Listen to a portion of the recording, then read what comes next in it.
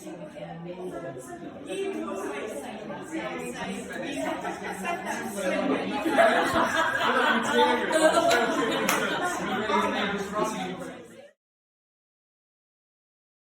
was really good at Latin. Apparently I was some genius at Latin, but I hated it. So that's an example of being good at something but not actually enjoying it. So I wouldn't want to be a Latin teacher. However, I love dancing. I love dancing, but I'm absolutely rubbish at it.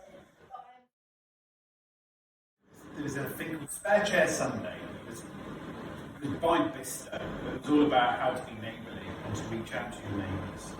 And the lady next door, so it was like one Sunday, and we know that she lives on her own. Well, she lived on her own, she's moved out now, she's in the nursing home. But we said, would you like to come and have Sunday lunch with the family? So we kind of sat, even though it's the most humblest, simple thing. But it was like really nice to say to the neighbour, "Come and spend time with the kids," and we just sat. And